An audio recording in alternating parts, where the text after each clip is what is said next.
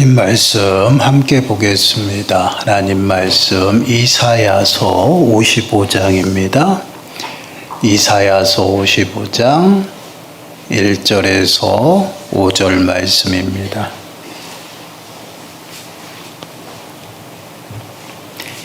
이사야 55장 1절에서 5절 말씀, 우리 찾으셨으면 우리 한 목소리로 함께 읽겠습니다. 오라 너희 모든 목마른 자들아 물러 나오라.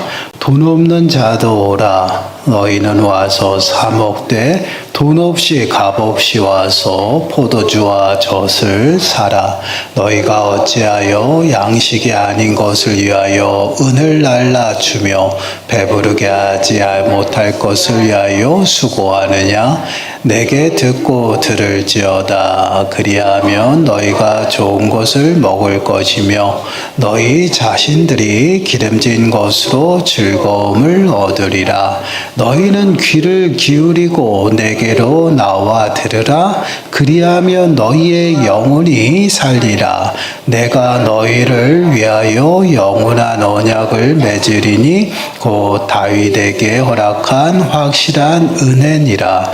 보라, 내가 그를 만민에게 증인으로 세웠고 만민의 인도자와 명령자로 삼았나니 보라, 네가 알지 못하는 나라를 네가 부를 것이며 너를 알지 못하는 나라가 네게로 달려올 것은 여호와 내 하나님 곧 이스라엘의 거룩하신 이로 말미암으니라.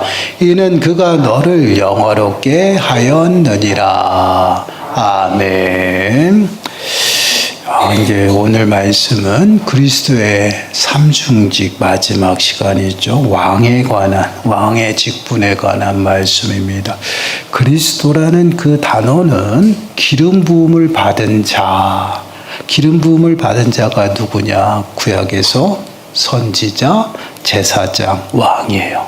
이렇게 그리스도라는 그 단어 안에 이 세 가지 직분에 대한 사명이 다 포함이 되어 있습니다. 그래서 예수 그리스도의 삼중직이라 이야기라면 선지자의 직분, 그리고 제사장의 직분, 그 다음에 왕으로서의 직분을 함께 예수님이 받으셨고 또한 그것을 수행하신다라는 것이 오늘은 이제 왕의 직분에 관한 말씀이에요.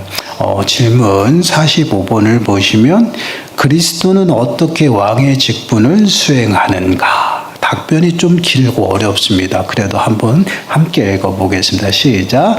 그리스도는 일단에 사람들을 세상으로부터 자기 자신에게로 불러내고 그들에게 그가 유형적으로 그들을 통치하는 직임자와 법률과 징벌을 주심으로 그의 선택자들에게 구원의 은총을 수여하며 그들의 순종을 보상하고 그들이 범죄할 때 교정하며 모든 유혹과 고난에서 그들을 보존하고 지원하며 그들의 모든 적들을 억제하고 정복하며 나아가 자기 자신의 영광과 그들의 유익을 위하여 만물을 능력 있게 정리하므로 그리고 또한 하나님을 알지 못하고 복음을 불순종하는 나머지에게 복수함으로 왕의 직분을 수행한다. 아멘. 무슨 말인지 전혀 모르겠죠. 먼저 이런 개념을 잡으시면 돼요. 하나님의 나라. 하나님의 나라의 개념을 잡으면 이 모든 것이 한순간에 다 풀립니다. 하나님의 나라의 개념은 나라가 있으려고 하면 세 가지를 충족시켜야 돼요. 땅, 백성, 그 다음에 왕이죠. 이것은 기본이에요. 이 세 가지 조건이 충족이 되어져야지만 나라가 성립이 됩니다. 그러면 하나님의 나라는 이스라엘 백성, 우리 백성이 되어지고 또한 땅이 있고 그다음 왕으로서 누구야? 하나님이 왕으로서 다스리는 나라가 하나님 나라야. 그래서 하나님의 나라가 임했다라는 이 표현 자체는 어딘가에 있는 땅이 하나님의 나라가 뚝 떨어졌다라는 그런 표현이 아니라 하나님의 다스림이 시작이 되었다라는 것이에요. 그 왕으로서 통치하고 다스림. 그러면 다스리고 통치하는 것이 무엇이냐? 하나님의 백성들을 온전히 하나님의 은혜 가운데에서 그들을 먹이시고 기르시는 장분, 그러한 모습들, 그리고 더 나아가서는 연약한 우리들을 어떻게 보호하셔요. 죄를 범죄하고 불의 가운데 있으면 그것을 교정하고 깨닫게 하셔서 돌이키게 하고, 그것에서 또한 우리를 보호하시는 그러한 다스림이에요. 그러니까 다스림은 단순히 위에서 권위를 가지고 군림하는 그러한 모습이 아니라, 우리가 하나님의 은혜를 누리며 하나님 안에서 하나님의 백성답게 살아갈 수 있도록 어떻게 우리를 인도하시는 거야. 그래서 때로는 보호하시고, 때로는 채찍질하시고, 때로는 우리의 억울함을 풀어주시고, 때로는 우리의 원수를 갚아주신 이러한 다스림이 우리들의 삶 가운데서 어떻게 행해지는지 그것을 묻는 것이에요. 좀 이해가 되시죠? 이제 풀어드리니까.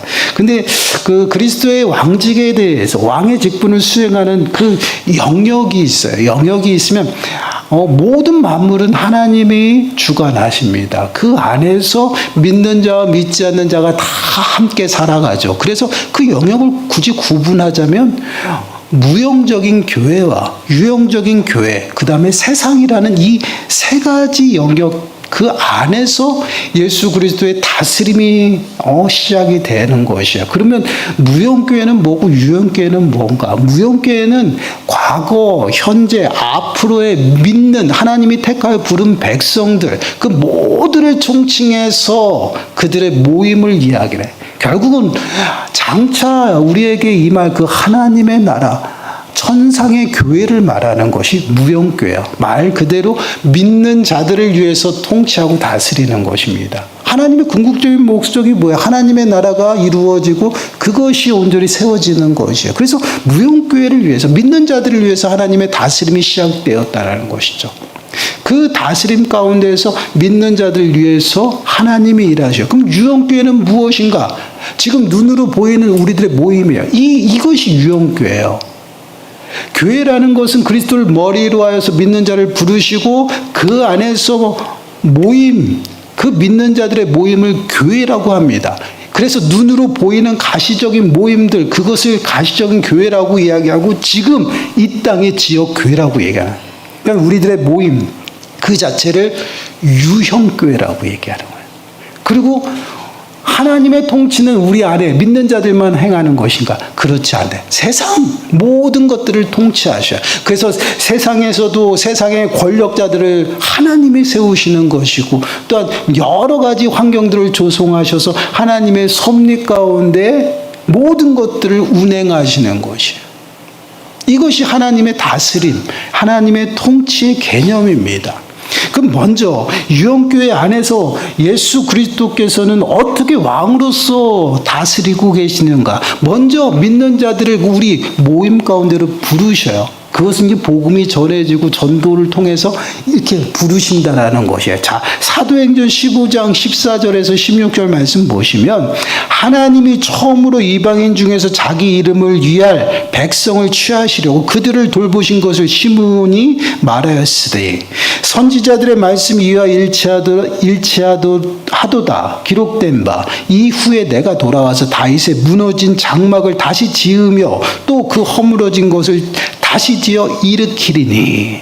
허물어졌던 당신의 그 나라를 다시 일으키기 위해서 뭐예요? 하나님의 그 백성들을 다시 부르시는 것이에요. 세상 가운데에서 또한 그 유형교회 안으로 부르시는 것입니다. 부르심으로 시작해서 그들에게 어떻게 해요? 다시금 하나님의 규율과 율법을 세우시는 것이에요. 어찌 보면 이제 한 나라가 세워지면 그 나라에는 법치가 세워져야 됩니다. 그와 동일하게 하나님께서는 이스라엘 백성들을 애굽에서 구원하시고 가장 먼저 뭐라고 말씀하셨어요? 내가 너희의 하나님이 되고 너희가 내 백성이 되게 하겠다. 그리고 너희들을 어디로 따라 인도해요? 내가 약속한 땅이에요. 결국 가나안 땅에서 하나님이 세우고자 하는 것은 하나님의 나라예요. 그래서 하나님의 나라, 그 나라에서 그들이 하나님의 백성답게 살아갈 수 있도록 그들을 가나안 땅으로 인도하시고, 그들에게 시내산에 도착해서 가장 먼저 준 게 뭐예요? 법치예요. 법치. 그게 율법이라는 거예요. 그래서 율법을 주셔서 그 율법을 지키면 그들이 복을 받고, 지키지 아니하면 어떻게 해요? 하나님의 심판과 저주를 받아요.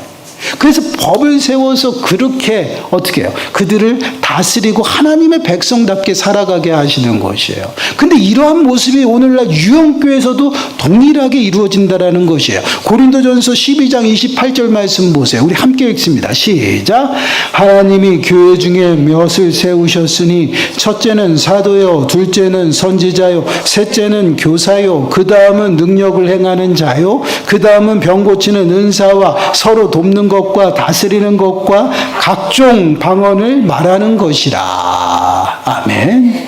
여기 보면은 어떤 사람은 사도로, 어떤 사람은 선지자로, 이게 무엇이냐면 직분이에요. 직분. 그 하나님의 일을 합력해서 하나님의 나라를 이루어 나가기 위해서 나라가 세워지면, 또한 정권이 바뀌면 새로운 일꾼들을 세워가지고 그 사람들을 통해서 나라를 운영하잖아요. 그와 같이 교회도 마찬가지라는 거예요. 그래서 교회는 하나님께서 세우신 질서가 있어요. 그 질서 안에서 질서 있게 행함으로 하나님의 나라를 누리게 되는 것이에요. 그래서 그 질서를 누리게 하시기 위해서 어떤 사람은 사도로, 어떤 사람은 선지자로, 어떤 사람은 교사로 세운 것이에요. 그래서 각자의 그 하나님의 일을 감당하면서 그 하나님의 나라를 세워나가는 것이에요. 그렇게 해서 하나님의 통치가, 그리스도의 교회의 머리가 되신 예수 그리스도의 그 통치하심이 이루어지는 것이에요. 그래서 그 말씀을 세우고 직분을 주어서 그 말씀 가운데에서 어떻게 해요? 벗어나고 불의를 행하는 자 어떻게 해요? 어떻게 권징해야죠. 돌이키게 해야 되니까.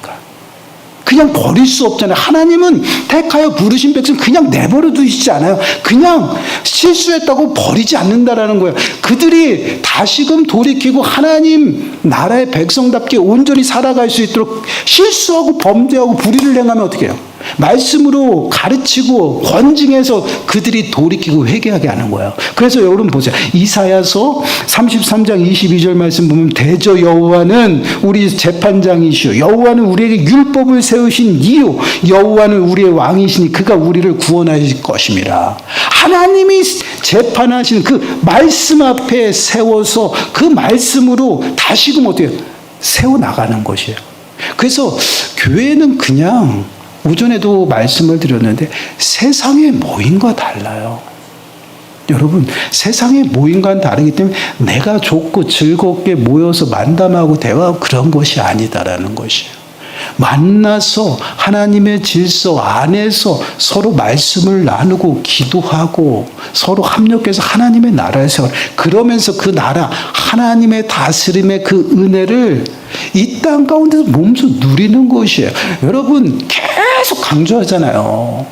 맛을 표현할 줄 알고 그 음식, 또 맛있는 음식을 또 먹고 싶고 사모하는 그 이유가 뭐예요? 그 맛을 알기 때문에. 그래서 음식도 먹어본 사람이 안다. 여러분, 은혜도 마찬가지. 은혜를 받은 사람이 더 큰 은혜를 사모하고 하나님을 사모하는 거예요. 그러면 이 교회 안에서 하나님이 세우신 그 권위와 그 질서 있게 행하면서 하나님의 나라를 누려보세요. 그러면 장차 임할 그 하나님 나라가 더 소망이 커질 수밖에 없대요. 왜요? 지금도 이렇게 은혜롭고 이렇게 기쁜데 그곳에 들어가서 어때요? 엄청나겠죠. 이것이 바로 교회의 모습이에요. 이렇게 유형교회, 우리들의 모임 가운데에서 하나님은 직분자를 세워서 질서를 잡고 또 규율을 세우시는 거예요. 그래서 말씀대로 온전히 그 말씀이 기준이 되어 교회가 운영이 되어지는 거예요. 이것이 바로 교회의 머리가 되신 예수 그리스도를 통해서 교회가 통치되어지는 그러한 모습이에요. 근데 이러한 모습은 결국은 뭐예요? 무형교회 장차 완성될 그 하나님 나라, 그 나라 가운데로 우리를 인도하시기 위한 예수 그리스도의 다스림이라는 것이에요. 결국은 우리들의 심령 가운데, 우리 모임 가운데만 있는 것이 아니잖아요, 여러분. 우리들의 삶 속에서 우리와 늘 함께 하셔요. 왜 그렇습니까? 우리의 심령 가운데 하나님의 나라가 임해서.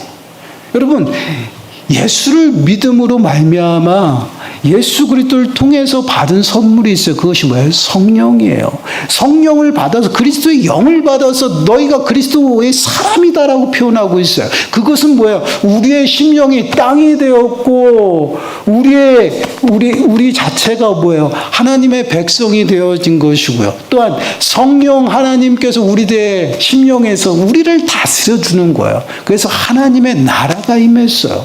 그 나라 가운데 살아가는 자들은 뭐예요? 그 성령의 다스림을 받는, 그래서 성령의 인도하심을 받으며 살아가는 것이에요. 그래서 우리가 불의를 행하면 어떻게 해요?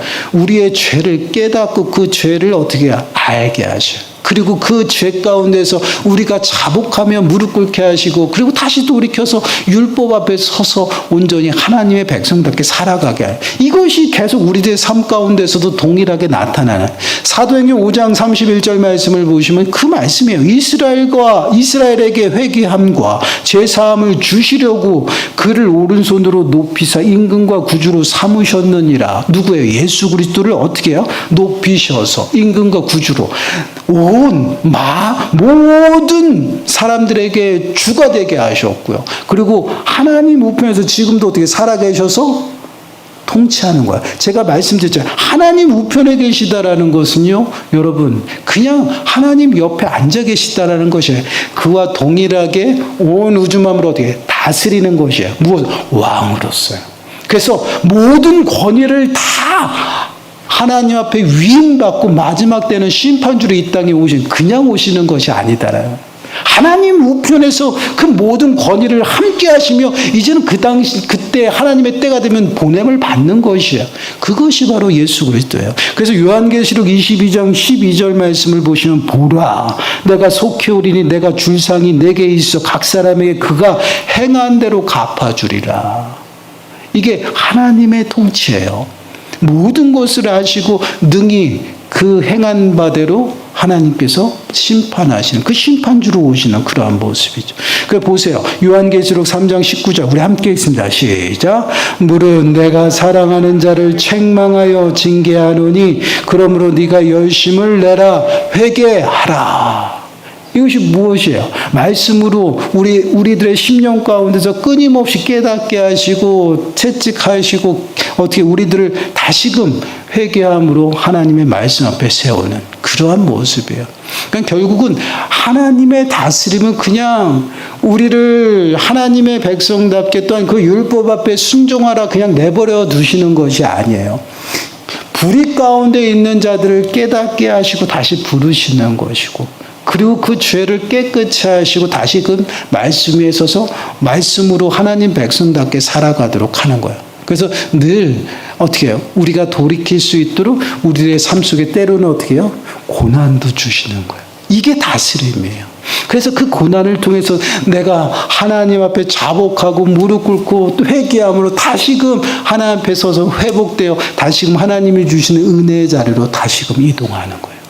그렇게 우리의 삶 속에서 매 순간순간 하나님의 그 나라 가운데 떨어지지 아니하도록 붙들어 나가시. 그게 바로 예수님의 다스림과 통치하심이에요. 그래서 우리가 죄를 지으면 어떻게 해요? 죄를 고치시는 것이에요.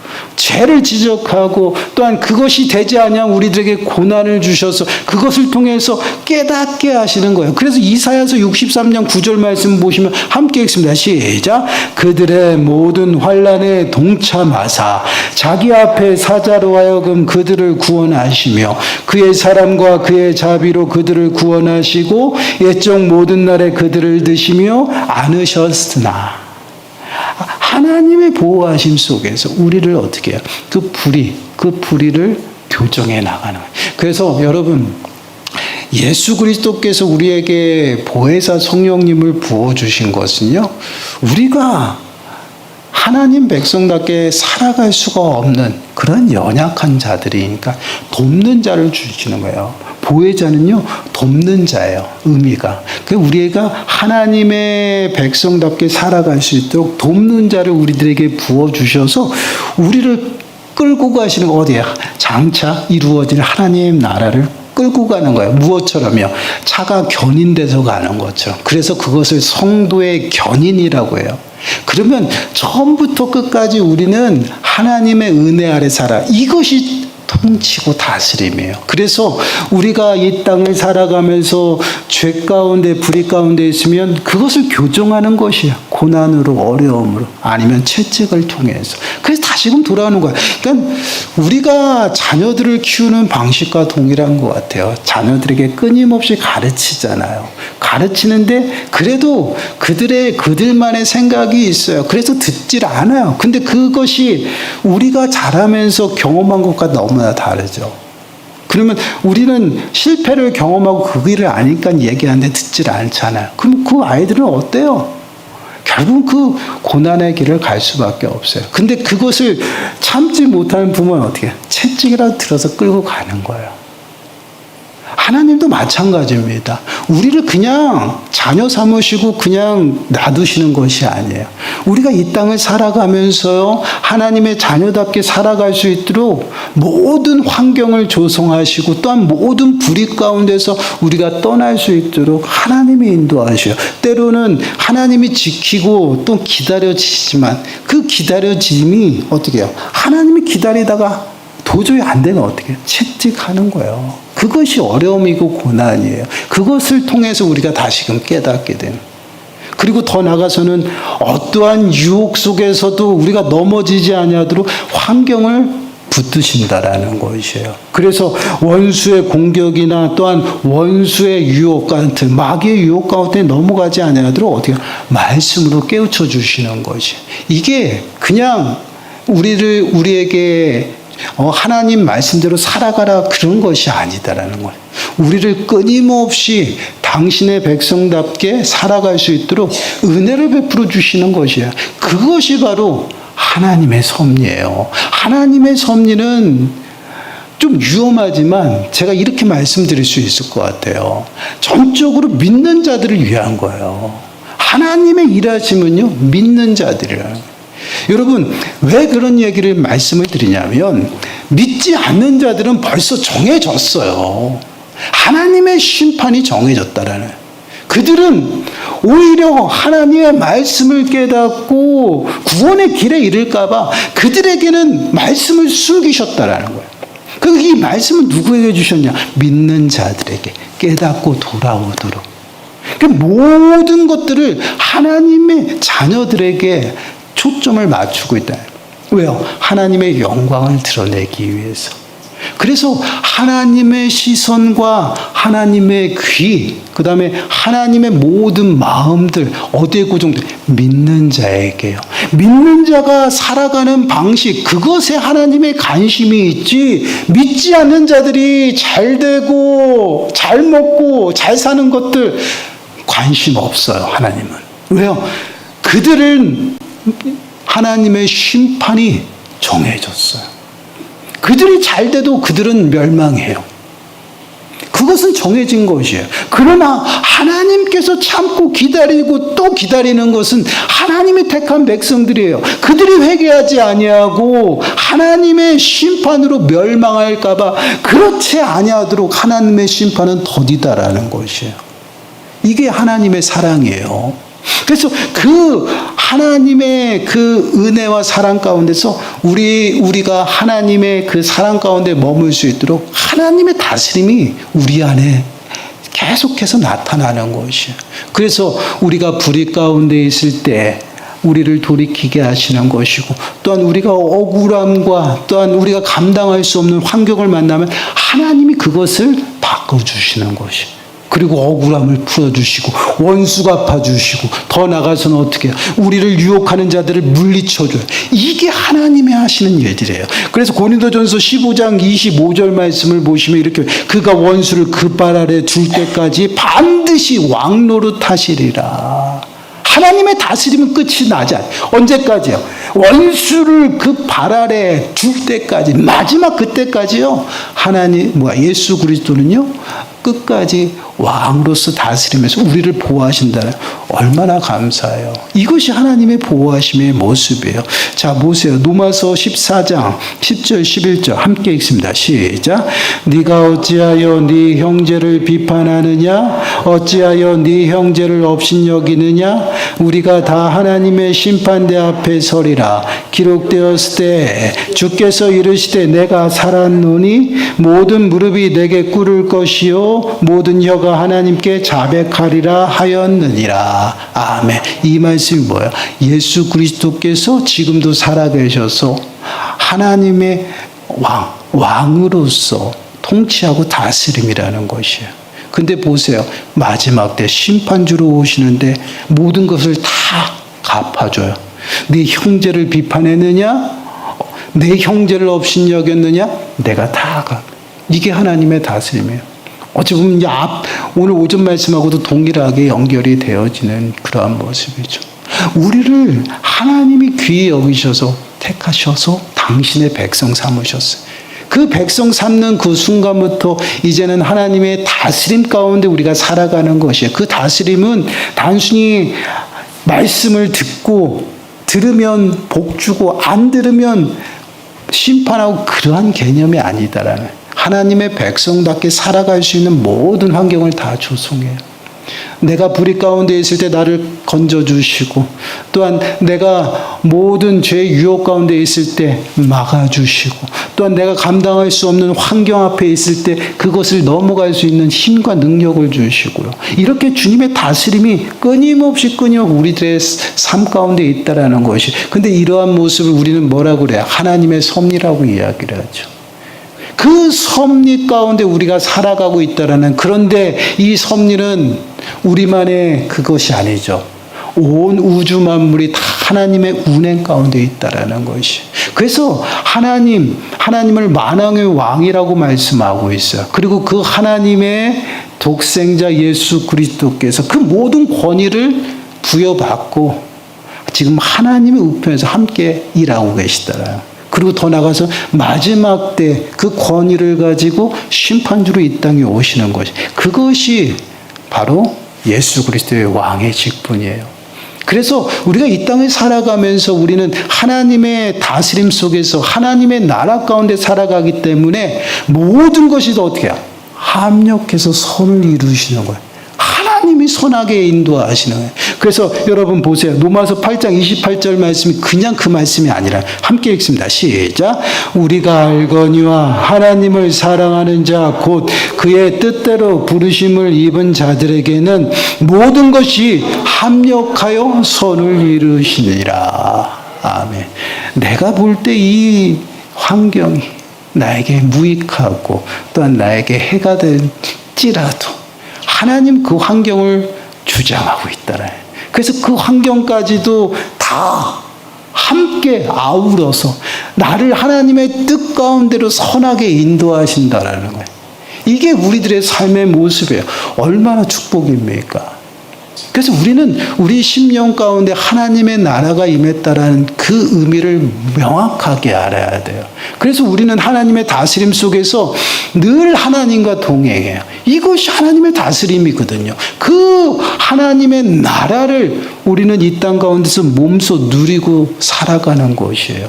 그래서 그 하나님의 나라의 은혜를 풍성히 누리며 살아갈 때에 우리 안에 믿음으로 나타나는 그 소망은요, 더 커져만 가는 것이. 그래서 우리는 소망 중에 살아가는 것이에요.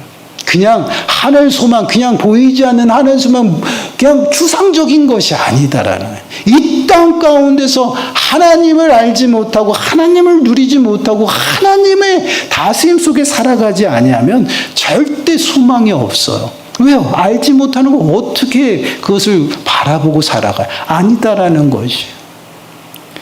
하나님이 우리들의 삶 속에서 끊임없이 일하심으로 그것을 통해서 우리는 그것을 경험하고 그것을 바라보고 또한 소망 중에 믿음으로 그 소망을 이루며 살아가요. 이게 신앙생활이에요. 그래서 주님이 오실 때까지 우리는 어떻게 해요? 믿음으로 달려가는 그 삶 속에 소망을 품고 가는 거예요. 어떻게 해요? 끝까지 달리면 생명의 면류관이 내게 기다리고 있다는, 얼마나 힘이 됩니까?